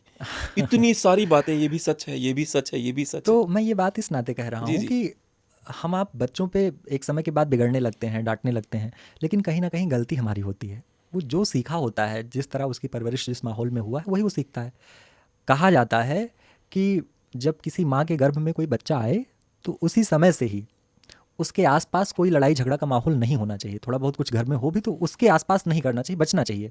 वो सब कुछ बच्चे पे आता है, असर आता है उस पर। इसीलिए आपने देखा होगा कि जो पहले के लोग थे जो धर्म अध्यात्म में विश्वास रखते थे, उनके यहाँ गर्भ में ही कोई बच्चा धारण जैसे करता था तो उनके यहाँ पे भागवत कथा रख दी जाती थी, उनके यहाँ मानस का पाठ होता था, ताकि उस तरह का माहौल बने, उस तरह का संस्कार बच्चे के भीतर आ जाए। लेकिन हमारे यहाँ क्या हो रखा है, बच्चा अभी सीख ही रहा है और वो लड़ाई झगड़ा सब कुछ होते हुए अपने मम्मी पापा के बीच जो कुछ चल रहा है वो सब वहीं देख रहा है, सीख रहा है। क्योंकि घर, वो भी तो समझिए ना, घर का एनवायरनमेंट बहुत छोटा है। बस। भाई अगर 2 BHK में रहते हो तो देखिएगा तो सामने हो रहा है उसके। हाँ, बिल्कुल उसको कैद कर दिया गया है उतने से ही घर में। वो देखेगा तो लगातार। अब तक की आपकी सबसे अच्छी कविता कौन सी लिखी, आपको जो लगता है कि आप, इट डजंट मैटर कि तालियां बजी कि नहीं बजी, आपको सबसे अच्छी मैंने कौन सी जीवन में लगी? अपनी कविता का मापदंड ताली कभी माना ही नहीं। हम्म, लेकिन जब आप ये पूछते हैं आपकी सबसे अच्छी कविता कौन सी लगती है आपको, तो मैं इसका जवाब किसी एक कविता को बता के नहीं दे पाता हूँ। उसका कारण यही है कि जो कविताएं आई हैं भीतर, कोई आई है किसी विसंगति पर है, तो कोई आया है प्रेम के किसी पार्ट पर है, तो कोई आया है राम जी पर है, तो कोई मोटिवेशनल गीत आया है। अलग अलग विषय पर अलग अलग और रचनाएं ऐसे आई। अचानक से आता होगा ना, ऐसे मतलब लिखता हूँ अब इस पे, कैसे अधिक होता है, अधिक प्रोसेस क्या है? हाँ, अधिक रचना, सबके साथ ही अनुभव भी अलग अलग है। अधिक रचनाएं ऐसी होती हैं कि कोई एक पंक्ति आती है अचानक से, या कोई थॉट आ जाता है। कई बार केवल थॉट आता है, कई बार सीधे कविता का रूप लेके उतरती है। कई बार कोई बात तो मन में आ जाती है लेकिन वो एक कविता के फॉर्मेट में नहीं आती। कविता के भी कई सारे मानक होते हैं, छंद होते हैं, उसमें तुकांत मिलाना होता है, उसमें मात्राओं की गणना की जाती है। आपने स्कूल टाइम में, आप भले कवि नहीं है लेकिन स्कूल टाइम में हिंदी में आपने दोहा चौपाई सब पढ़ा होगा कि पहले और तीसरे चरण में मैं 13 ग्रेजुएट मात्रा। नहीं हूँ ना, मैं अंडर ग्रेजुएट में छोड़ दी थी पढ़ाई, तो मतलब आप मुझसे नहीं ज्यादा उम्मीद ना नहीं, मैं लगाएं। आपसे उम्मीद, हाई स्कूल तक तो आपने हाँ पढ़ाई हाँ की है ना। अगर आपने बिल्कुल, हिंदी नो विषय डाउट। पढ़ा जी है जी तो जी आपने जी। ये जरूर पढ़ा होगा कि दोहा पढ़ाया जाता था हम लोगों को, तो कहते थे कि पहले और तीसरे चरण में दोहे में 13 मात्राएं होती हैं, दूसरे चौथे में 11 होती हैं। नहीं ध्यान में होगा, मेरे ध्यान में भी नहीं था। कविता सीखने के बाद सब अब सोचिए, घटित होने अब लगा। सोचिए गोस्वामी जी की इज्जत कितनी बढ़ रही है। आप समझ रहे हैं मेरे मन में कि जी। मतलब वो व्यक्ति कहाँ से कहाँ जा रहा है, वो कितना ऊंचा होता जा हाँ, रहा है। तो उसका एक विज्ञान है कविता रचने का। तो कई बार क्या होता है कि कोई बात तो मन में आती है लेकिन लगता है कि कविता के रूप में नहीं आई है, तो फिर वहाँ आपको, अब यहाँ आपका कवित्व धर्म जो है, जो आपने कविता सीखी है, कविता का व्याकरण जो आपने जान पढ़कर सीख कर बड़े लोगों से सीखा है, तब वहाँ ये काम आता है कि अच्छा इसको हम इस छंद में ढाल सकते हैं, तो ये बात हम ऐसे कह ले जाएंगे। जैसे मेरी एक कविता है, बस एक लाइन मन में आई कि आँख संज्ञान में नहीं लेती। अब आँख संज्ञान में नहीं लेती मेरे मन में आते ही एक तो ये समझ में आ गया कि ये मीटर में है, इसमें एक छंद घटित हो रहा है, एक पैटर्न में है। अब उस पैटर्न में बाकी 3 पंक्तियाँ ये जोड़ने का काम एक कवि कर रहा है। यहाँ आपका कवित्व धर्म आप निभाना पड़ता है। तो मैंने कविता लिखी कि दर्द को दान में नहीं लेती, दर्द को दान में नहीं लेती, अश्रु भी ध्यान में नहीं लेती, नींद आती है बार बार मगर आँख संज्ञान में नहीं लेती। तो कविता बन गई। तो बहुत सारी कविताएं अलग अलग तरह से उतरती हैं। कई बार केवल विषय आता है मन में, कई बार पूरी कविता ऐसे कलम चल जाती है और हो जाती है। तो मैं आपको, आपने कहा अच्छी कविता जो आपको लगती है, बहुत सी कविताएं हैं जो मुझे बहुत पसंद हैं अलग अलग मौक़ों पर। लेकिन वो गीत मैं आपको सुना देता हूँ जो बहुत आवश्यक है। मुझे लगता है विसंगतियों पे जब हम चर्चा करते हैं तभी उसका समाधान खोज सकते हैं। तो एक बहुत बड़ी विसंगति है मंचों की, या आप जिस भी क्षेत्र में हैं कुछ अच्छा कर रहे होते हैं तो आपसे पहले के जो स्थापित लोग होते हैं उनको पचती नहीं है बात कि अरे आप कल को आया लड़का और इतना अच्छा कैसे कर रहा है, नहीं सुहाती है बात। जेलेसी इज हाँ। A pure human emotion. बोलिए बोलिए आप। तो बहुत कम लोग होते हैं जीवन में कि आप कुछ अच्छा करें तो आपका हौसला बढ़ाएं। ये जो बजरंग बली को आपने बिठा रखा है, ये भी उस तट पर बैठकर विलाप ही कर रहे थे जब राम सीता जी की खोज में निकले थे, इन्हें भी नहीं पता था कि ये जाएंगे, लेकिन कोई जामुन किसी के हिस्से आ जाता है और वो आभास करा देता है कि यू कैन डू इट, आपके अंदर एक क्षमता है। जो दर्शक हम लोगों को देख सुन रहे हैं, अपने जीवन में जो भी आपके शुभचिंतक की भूमिका में रहे हैं, उनके लिए मेरी 4 पंक्तियां हैं कि हम पुष्पों सी आयु लिए हैं, मुरझाते हैं खिलते हैं। हम पुष्पों सी आयु लिए हैं, मुरझाते हैं खिलते हैं, आशाओं के चिथड़े करते हैं, उनको फिर सिलते हैं। सबके अंदर बसते हैं श्री राम भक्त हनुमान, मगर सागर पार करियो जिसको जामवंत जी मिलते हैं। आपके हिस्से एक जामवंत आ जाए तो इतिहास में हनुमान जैसे अमर हो सकते हैं, वरना टांग खींचने वाले लोग अधिक हैं। जैसा आपने कहा कि सबसे प्योर इमोशन है मानव का। तो इस विषय पर मेरा एक गीत है, बहुत शुरुआती दिनों का गीत है, इस नाते भी ये गीत पसंद है कि जिन दिनों मुझे गीत लिखने की थोड़ी बहुत तमीज़ आई थी और लगता था कि हाँ कुछ अब लिखने पढ़ने लायक हो गया, उस समय गीत हुआ था 2018 में। किस तरह पेड़ फूलें फलें, किस तरह पेड़ फूलें फलें, जब जड़ें डालियों से जलें। ये जड़ की जिम्मेदारी है कि खाद पानी जो कुछ दिया जाए वो पत्तों तक, तनों तक पहुंचाए। अगर जड़ ही ईर्ष्या करेगा, जलेगा, तो पेड़ का विकास संभव नहीं है। किस तरह पेड़ फूलें फलें, जब जड़ें डालियों से जलें, गैर बर्ताव करने लगे जब कभी खेत ही मेड़ से, घाव आखिर भरे किस तरह, रोज मरहम जिसे छेड़ दे। कामयाबी विजय हौसले, कामयाबी विजय हौसले, यदि हितैषी दिलों को खलें, किस तरह पेड़ फूलें फलें, जब जड़ें डालियों से जलें। और एक बहुत बड़ी विसंगति है समाज की, नीच कामांध संसार में जो पिता से डरे बेटियां। हम ऐसे समाज में जी रहे हैं कि एक बेटी को अपने ही बाप से डर लग रहा है, ऐसे लोग काम में अंधे हैं। नीच कामांध संसार में जो पिता से डरे बेटियां, फिर फसल क्या करे जो कभी बीज खाने लगे बालियां। हार जाए न कैसे पथिक, हार जाए न कैसे पथिक, पंथ ही हर कदम जब चलें, किस तरह पेड़ फूलें फलें, जब जड़ें डालियों से जलें। और जिस विसंगति की बात हम लोग शुरू में कर रहे थे कि हमेशा ये माना गया साहित्य समाज का दर्पण है, लेकिन अब मंचों से दूर होता जा रहा है ऐसा साहित्य। तो इस विसंगति को भी गाने की मैंने कोशिश की अंतिम पंक्तियों में। जिस नदी की लहर थी सुधा, वो गरल बन विशैली बने, तुच्छ कविता अगर हर कहीं मंच की मुख्य शैली बने। पीढ़ियों को गलत राह पर, पीढ़ियों को गलत राह पर मार्गदर्शक लिए जो चलें, किस तरह पेड़ फूलें फलें, जब जड़ें डालियों से जलें। सबसे फनी ये था इस कविता में कि जितनी बातें हम बोले सब हो रहा है सब कुछ हो रहा है इसी समाज में, यथार्थ है। और सच यही है कि हम जैसे लोग इतने नकली लोग हो गए हैं कि जिस पे गहराई से चिंतन करना चाहिए हम उसको फनी मान ले रहे हैं। नहीं, पर फनी इसलिए मैं कह रहा हूँ क्योंकि जो जो आपने कहा सब हो रहा है समाज में। बिल्कुल हो रहा है, बिल्कुल हो रहा है। हाँ, क्यों ऐसा नहीं है कि चिंतन की तो बात ही छोड़िए, मतलब आपकी कविता सरकास्टिक ही नहीं है भाई। अगर आप जैसे आप लिख रहे हैं कविता सरकास्टिक होने के लिए, समाज ही ऐसा है कि नॉर्मल है आपकी कविता, सरकास्टिक हुई नहीं। बिल्कुल, समाज इतना ज्यादा घटिया है। मैं कह ही यही रहा हूँ, किस तरह पेड़ फूलें फले जब जड़ें डालियों से जलें। जो देख रहा हूँ मैं वही कह रहा हूँ। एक मुझे और बताइए हिंदी और उर्दू का, जैसे जिस तरह पेड़ फूले फले जब जड़ें डालियों से जलें। अब आप सोचिए कि इसी को आप उर्दू में लिख दो ना, जो तालियां बजेंगी कि मतलब लोग बोलेंगे माशाअल्लाह सुभान अल्लाह, और आप फेमस भी हो जाओगे नेशनल लेवल पे। हाँ, देखिए अभी जो भाषा है अपने यहाँ, मैं उसको हिंदी और उर्दू ना कह के हिंदुस्तानी कहता हूँ जी। हिंदुस्तानी भाषा अपने यहाँ कई चीज़ों का मिश्रण है। हमारे यहाँ कई ऐसे शब्द हैं जो अवधी बोली के हैं, कई ब्रज के हैं, कई भोजपुरी के हैं। लेकिन हम अपने सामान्य दिनचर्या में जब वार्तालाप कर रहे होते हैं, अपनी बात रख रहे होते हैं, तो कई बार वो हमारे यहाँ हिंदी के उच्चारण में आ जाता है, हिंदी वाली पंक्ति में आ जाता है। कविता में भी मेरा अपना मानना है, मैं कोई भाषा का बहुत जानकार नहीं हूँ, हिंदी में मेरा कोई ऐसा काम नहीं है साहित्य में, थोड़ी बहुत कृपा माँ की है कि मैं कविता जैसी बात कह ले जाता हूँ अपनी बात कविता में। मेरा अपना मानना यह है कि कई बार शब्द उतरता है, जहाँ जिंदगी आ जाती है कविता में, जिंदगी को हम वहाँ जीवन और संसार बना के जबरदस्ती अगर कहने की कोशिश करेंगे तो या तो हमारा छंद भंग हो रहा होगा या हम अपनी बात ठीक से नहीं रख पाएंगे।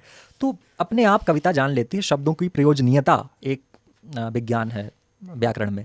शब्द जानता है और ये व्याकरण जानता है कौन सा शब्द कहाँ फिट बैठेगा। आपको आना चाहिए बस। अब वो आपको आना चाहिए। मैंने सुना है एक अच्छा कवि होने के लिए आपके पास 1000 साल का ज्ञान होना चाहिए। अभी का समाज ऐसा है कि आप 2 साल भी ठीक से अपने वातावरण को देख समझ ले तो आप बहुत कुछ अच्छा कह सकते हैं और लिख सकते हैं। नहीं, मुझे ऐसा लगा था जब ये बात मैंने पहली बार सुनी थी, एक उर्दू के शायर थे मुनव्वर राणा ने बात कही थी, तो मैंने उनसे ये पहली बार सुनी तो मुझे लगा था किताबों की बात कर रहे हैं वो, कि मतलब आप जो 1000 साल का इतिहास पूरा ढंग से पढ़ जाते हैं तो कविताओं में आप उनको शब्दों के साथ खेल लेते हैं कि इधर से यहाँ से वहाँ, वहाँ से वहाँ लग जाएंगे। कविता भविष्य को लेके बहुत आश्वस्त करती रही है। अच्छे कवि जो हुए हैं बहुत सारे लोग, उनका रचा हुआ आप देखिए, पुराने कवियों को आप देखिए, आज आपको लग रहा होगा कि आज घटित हो रहा है। कबीर जी जो कुछ पहले कह गए, तुलसी बाबा जो कुछ कह गए, वो आज हमारे समाज में। कबीरदास से मेरा बड़ा वो रहा है यार, मतलब मुझे उनके ना रिलेवेंट नहीं लगते उनकी चीज़ें। नहीं, आप कुछ सुनाए जो रिलेवेंट हो आज के समय में, जैसे ढाई आखर प्रेम का पढ़े सो पंडित हो, हमें समझ में नहीं आती वो बात। उनसे ज़्यादा मुझे रहीम ज़्यादा रिलेवेंट लगते हैं। देखिए मैं फिर आपको यही बात कहता हूँ कि आपका अपना एक टेस्ट होता है। हिंदी साहित्य में जब मैं आया, मुझसे बहुत सारे लोग सवाल करते हैं आप किसको पढ़ते हैं।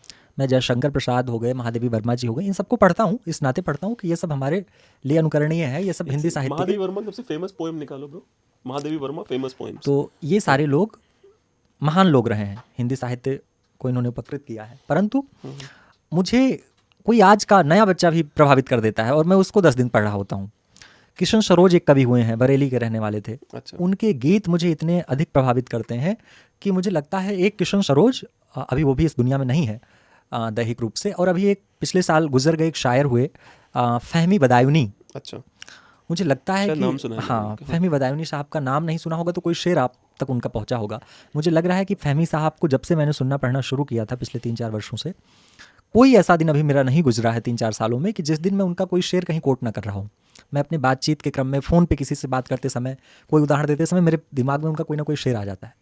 इतना रिलेवेंट होते हैं उनके शेर, 2 लाइन में अपनी बात को कहते हैं और इतने सलीके से कहते हैं, ना कोई भाषाई जादू दिखाते हैं, ना कोई बहुत भारी भरकम शब्द लाते हैं उर्दू के ना हिंदी के, बड़े सामान्य शब्दों में अपनी बात को कह देते हैं। पूछ लेते वो बस मिजाज मेरा, कितना आसान था इलाज मेरा, हमारा हाल तुम भी पूछते हो, तुम्हें मालूम होना चाहिए था, हाल मीठे फलों का मत पूछो, रात दिन चाकुओं में रहते हैं। ऐसे बड़े सादा जुबान उनकी होती है, बहुत अच्छे से अपनी बात कह देते हैं। Last one was very beautiful. बहुत सारे हैं, वो कभी हम अलग से बैठेंगे, मत पूछो, रात दिन चाकुओं में रहते हैं। अब जैसे फल की बात आई तो मेरा एक शेर है, उसमें खट्टे मीठे का आप कंट्रास्ट देखिए कि मान रहा हूँ इंतजार का फल मीठा होता है पर, मान रहा हूँ इंतजार का फल मीठा होता है पर कुछ चीज़ों के इंतजार में मन खट्टा हो जाता है। Very good. आपको भगवान पे भरोसा है? बहुत। ऐसा क्या हुआ आपके जीवन पे जिसमें आपको लगा कि नहीं, ये बात की वजह से मेरा भगवान भरोसा बड़ा है, कम हुआ? एक तो चलिए बचपन की हमारी अपनी अपब्रिंगिंग होती है भगवान को लेकर के, एक होता है कि 26 वर्ष की उम्र में आपने डिसाइड किया यार ये चीज़ हुई, मेरा भरोसा और बढ़ गया। क्या हुआ ऐसा?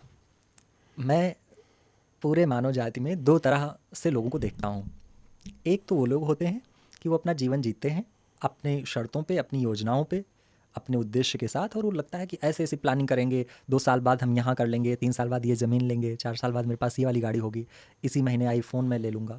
ऐसी योजनाएं बनाते हैं, उसमें ईश्वर उनकी मदद कर देते हैं, तो उनको लगता है कि हाँ वो अपने अनुसार जीवन जी रहे हैं, अपनी शर्तों पे जी रहे हैं, उसमें भगवान मदद कर रहे हैं। एक जीवन वो होता है कि जहाँ ले चलोगे वहीं मैं चलूँगा, जैसे जो कुछ घटित हो रहा हो उसमें आपकी एक अपनी समझ इतनी होनी चाहिए कि अच्छे बुरे का भेद हो, कि हाँ ये आपके लिए अच्छा है, ये आपके लिए बुरा है, आप इस काम के लिए नहीं बने, इस काम के लिए आप हैं, और उस दिशा में ईश्वर आपको लेके जा रहे हैं तो छोड़ दो। एक भरोसा ये होता है। तो मैं अपना जीवन, जो आपने कहा जीवन में घटना तो एक नहीं हज़ारों होंगी, मैंने अनुभव किया है ईश्वरीय सत्ता का, दैवीय सत्ता का।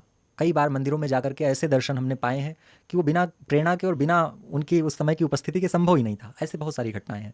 लेकिन ये बचपन से ही जीवन जीने के क्रम में मैं एक बात बहुत अच्छे से अनुभव करता आया हूँ कि यदि सब कुछ निर्धारित है, सब कुछ नियति तय करती है, तो हम आप प्लान बनाने वाले नहीं होते हैं। आपको एक जीवन मिला है मानव के रूप में, आप जियो, अपना रोल प्ले करो, वो चला रहे हैं, डायरेक्टर जो है वो चला लेगा। पर मुझे ऐसा लगता है आलसियों का वो है, ये जो आलसी लोग होते हैं बिल्कुल नहीं है। उनका बड़ा सिंपल सा लॉजिक होता है, भगवान भरोसे छोड़ो, आगे बढ़ो। भगवान जैसे भरोसे, उदाहरण के लिए माता बुलावा आता है तभी लोग जाते हैं, ऐसा सुन सुन के मैं पक गया हूँ। माता बुलावा आता है तभी लोग जाते हैं। मैं ऑलमोस्ट नास्तिक हूँ। बजरंग बली रोक रखा है, ऐसे पकड़ नहीं रखते हैं कि अभी नास्तिक नहीं बनेगा तू, तो बजरंग बली के चक्कर में अभी भी आस्तिक हूँ, अदरवाइज ऑलमोस्ट नास्तिक हूँ मैं। एनीवेज, तो माता का बुलावा आया, चले गए, बादल फट गया, माता निपटा दिया 40 लोगों को, तो क्या किसको ऊपर डालूं मैं ये मृत्यु इन लोगों की? अब कुछ लोग कहते हैं अच्छा हुआ मर गए, स्वर्ग जाएंगे, है ना। अब उसी में से कोई एक छोटा बच्चा बच, देखिए माता कृपा थी इसलिए बच गया। अरे भाई मुझे समझाए तो कोई आके बैठे बोले एक काम करो, ये जो बचा इसे माता कृपा थी, बाकी लोगों को माता निपटाना चाहती थी। मुझे समझ में नहीं आता।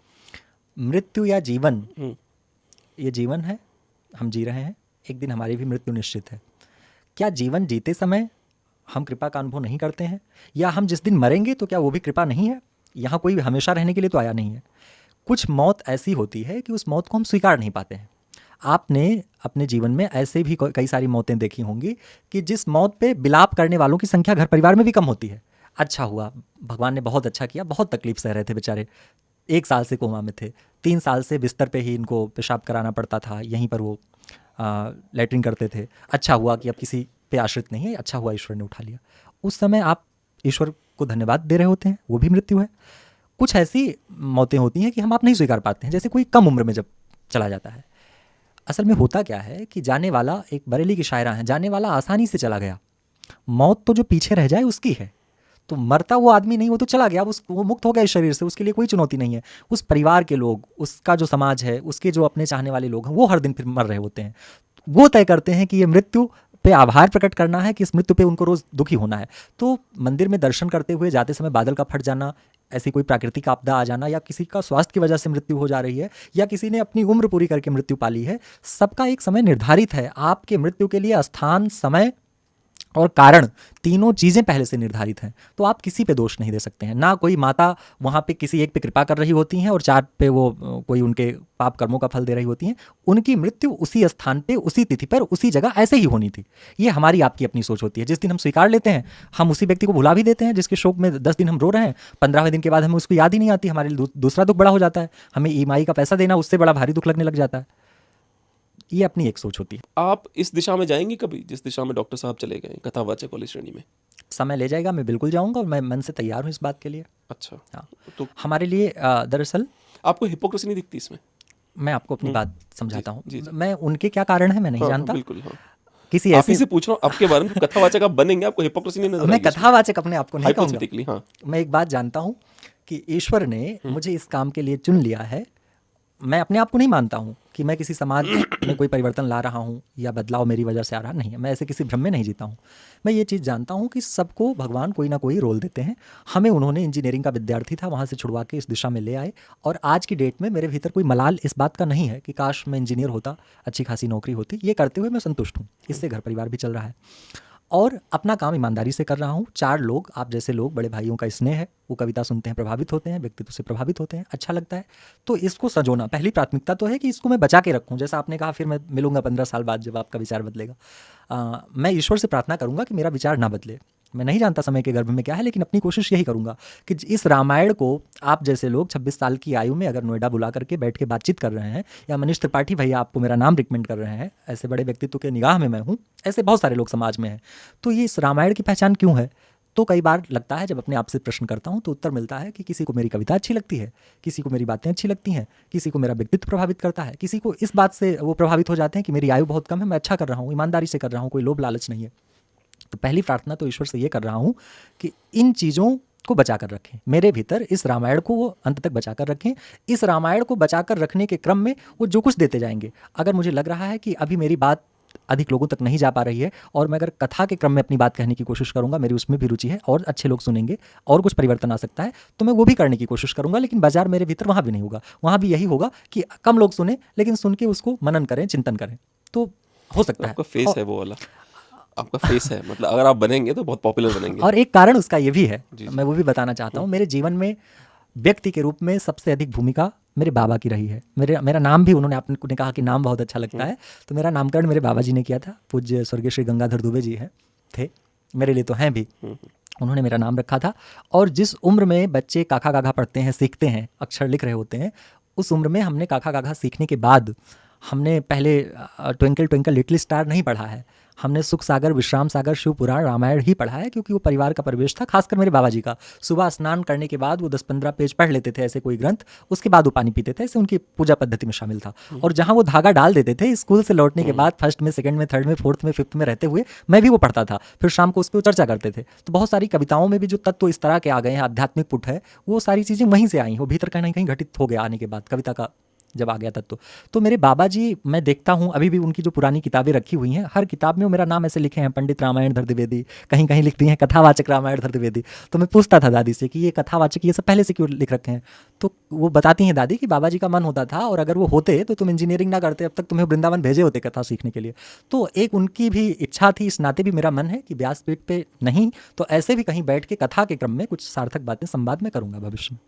तो मुझे एक बात बताइए, जैसे वही बात है कि जो अभी के जो कथावाचक हैं, आपको लगता है वो अच्छा काम कर रहे हैं इस समय के जो कथावाचक हैं? इसका 2 उत्तर है। एक उत्तर तो ये है कि सब लोग नहीं अच्छा कर रहे हैं, और एक बात हम ये कह रहे हैं कि सब लोग नहीं अच्छा कर रहे हैं। हो सकता है मैं अभी आप पूछ लें कि कौन अच्छा कर रहा है, कौन अच्छा नहीं कर रहा है। अच्छी बात अगर आप नहीं पूछ रहे हैं। इसमें भी एक प्रश्न ये आता कि जिसको मैं कह रहा होता हूँ कि ये अच्छा कर रहे हैं, हो सकता है तीसरा व्यक्ति कहेगा नहीं उनकी कथा बहुत अच्छी है, उनकी नहीं है जिनको आप अच्छा बता रहे हैं। ये भी सबका अपना टेस्ट है।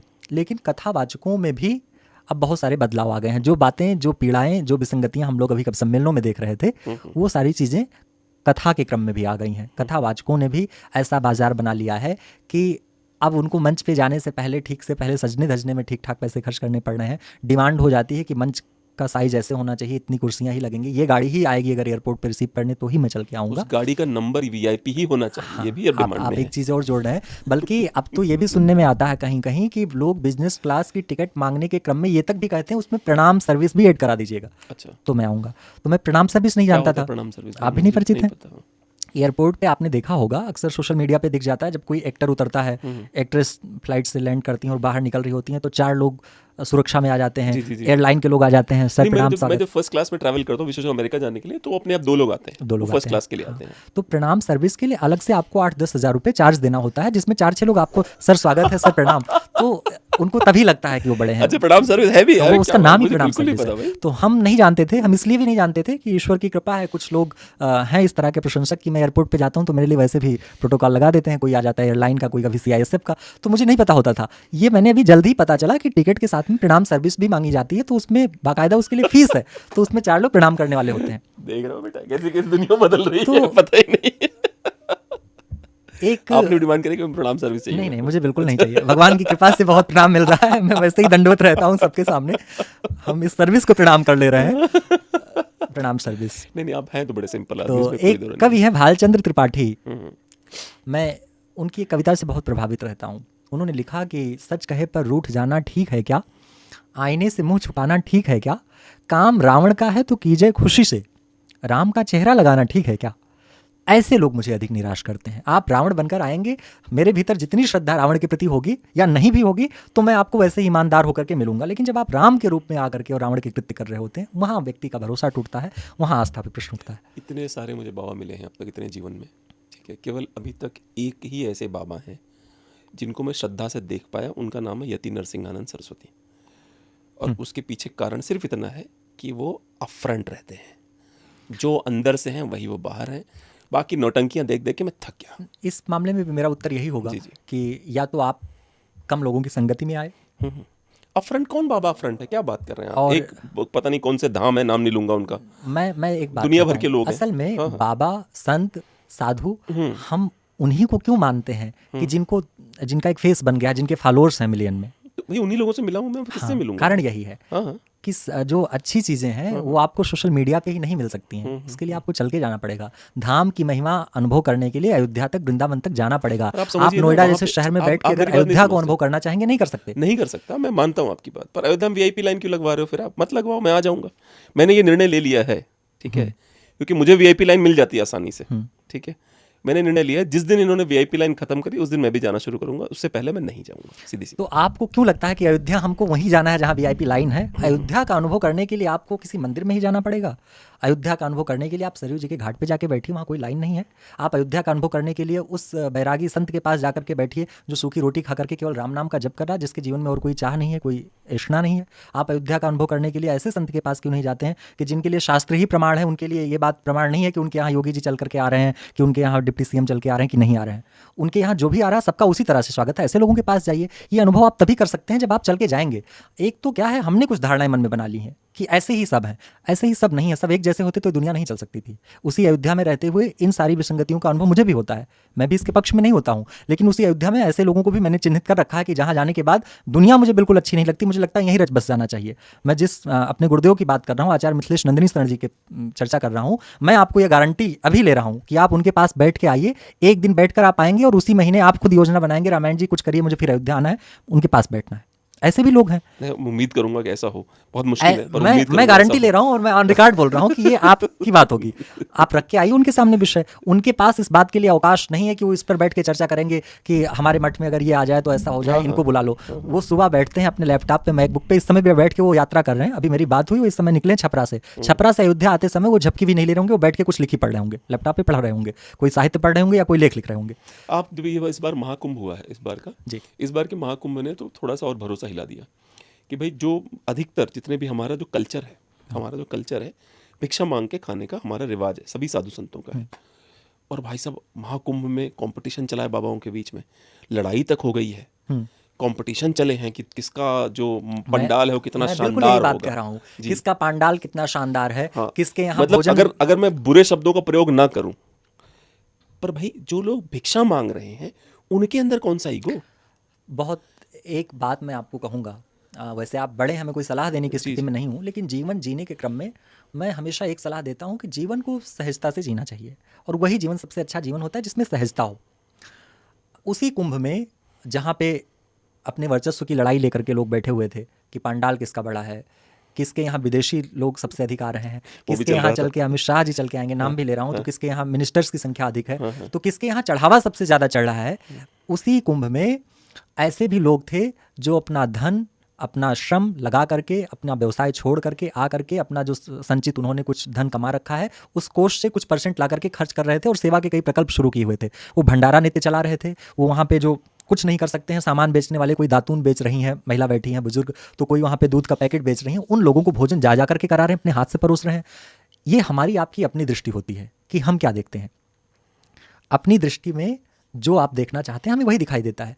उस कुंभ में जाकर ऐसा व्यक्ति इसको दोनों दिखाई दे तो दोनों दिखाई देगा, तो आप दोनों का चिंतन करिए, आप दोनों की तुलना करिए, और तभी तो समझ पाएंगे कि अच्छा क्या है बुरा क्या है। दोनों ही देखना चाहिए, वो भी देखना चाहिए। हमारी आपकी चूक ये कई बार हो जाती है, किसी एक व्यक्ति में भी हम कई बार क्या होता है, कैसे हम किसी को अच्छा बुरा कहने लग जाते हैं। हो सकता है कि हम उस व्यक्तित्व का जो पहलू देख रहे हैं वो खराब वाला ही देख पाए, उसके व्यक्तित्व में कोई अच्छाई वाली भी बात रही होगी, उस पर हमारा ध्यान नहीं गया। जब हम पूरा देखते तो हम उसके बारे में कोई धारणा नहीं बनाते, या पूरे को लेकर के जब कोई धारणा बनाते तो अच्छा बुरा कहने से बचते। ये कहते हैं हाँ भाई ठीक है, मनुष्य है, उनमें भी कमियां हैं, कुछ अच्छाइयां होती हैं, कुछ कमियां होती हैं। प्रॉब्लम ये नहीं है, प्रॉब्लम ये है कि जब मैं क्लेम करता हूँ कि मैं तो निष्पाप, निष्कलंक और महान हूँ, उसके बाद जब कमी नजर आती है तो बहुत इरिटेटिंग लग जाता है, और ऐसे लोगों से मैं हमेशा दूर हो जाता हूँ। वही मैंने आपको शेर पढ़ा था, काम रावण का है तो कीजिए खुशी से, राम का चेहरा लगाना ठीक है क्या? इसीलिए मैं एक ही बाबा की आज तक इज्जत कर पाए, जो कि बहुत अपनी बातों को कहता है।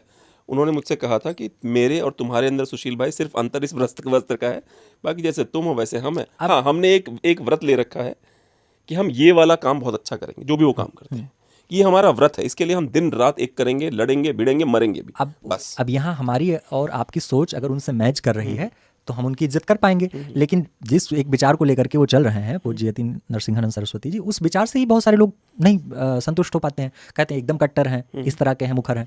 बहुत सारे लोगों के लिए प्रॉब्लम ये है ना, समाज में क्या है, सच कंट्रोवर्सी है। अगर आप सच बोलेंगे तो वो कंट्रोवर्सी है, कोई भी सच आप बोल दीजिए वो कंट्रोवर्सी है, क्योंकि सच मत बोलिए, बिल्कुल शुगर कोटेड झूठ बोलते रहिए, जब समाज आपसे खुश रहेगा। हाँ, सच मत बोलिए, वो कंट्रोवर्सी है। इसीलिए कोई भी आदमी सच बोलता है बड़ा कंट्रोवर्शियल। हमारे शो को कंट्रोवर्शियल कहा जाता है, हमारे पॉडकास्ट को कंट्रोवर्शियल कहा जाता है, क्योंकि हम सच बोलते हैं, उनका सच कंट्रोवर्शियल है। चलिए वापस आते हैं, आपने वीर रस पे कुछ लिखा है? हाँ, मैंने ऐसी कविता लिखी है जो भीतर ओज लेकर के आता है, भीतर प्रेरणा लेकर के आता है, उत्साह जन्माता है। और ऐसे बहुत सारे मेरे गीत हैं जो स्कूलों में अभी ईश्वर की कृपा से कुछ गीत तो लिए गए हैं जो पाठ्यक्रम में शामिल किए जाने हैं उत्तर प्रदेश बोर्ड के द्वारा। बहुत सारे गीत ऐसे हैं जो मॉर्निंग असेंबली में बच्चे वंदना में तैयार करते हैं, कोई एक बच्चा सुनाता है और पूरे बच्चे दोहराते हैं। तो उस तरह का मैं आपको एक गीत की कुछ पंक्तियाँ सुना देता हूँ।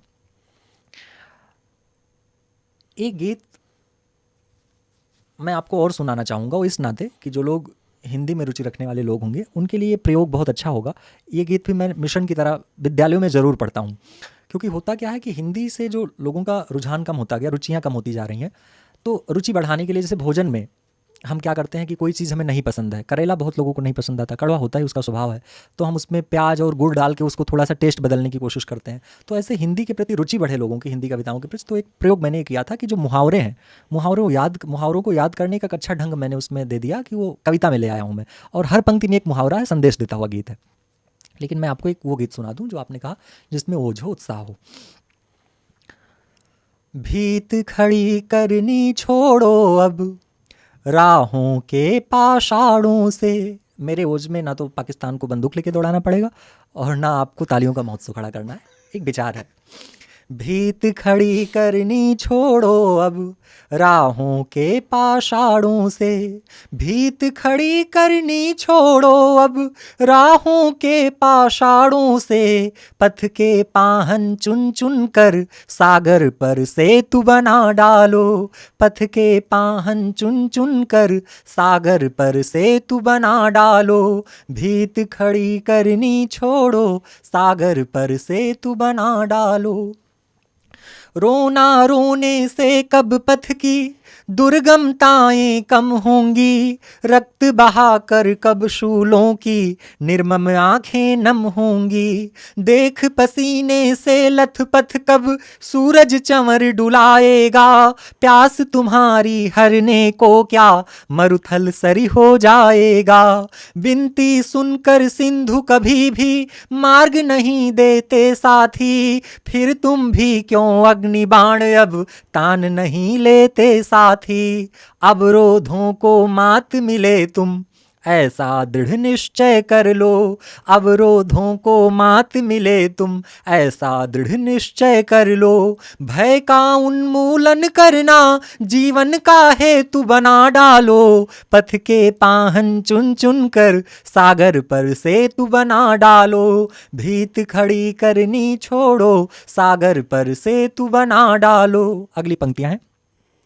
आवश्यक बांधों का होना नैनों की सरिताओं पर, आवश्यक बांधों का होना नैनों की सरिताओं पर, सूझबूझ धीरज से होगी विजय सभी विपदाओं पर, चाल नहीं हो मध्यम इतनी सफर अधूरा रह जाए, वो गति भी अनुचित है जिसमें मानवता ही दह जाए, पांवों की पीड़ाओं में ही पाले ना आराम सदा, घोर निराशा हावी हो तो जपना सीताराम सदा, लक्ष्य तुम्हारी बाट निहारे आलस तज संधान करो, लक्ष्य तुम्हारी बाट निहारे आलस तज संधान करो, कठिन लगन के धागों से अपना जय के तू बना डालो, पथ के पाहन चुन चुन कर सागर पर सेतु बना डालो, भीत खड़ी करनी छोड़ो सागर पर सेतु बना डालो। बहुत बढ़िया। और मुहावरों वाली हाँ, मैं मुहावरों वाली कविता भी सुना देता हूँ आपको।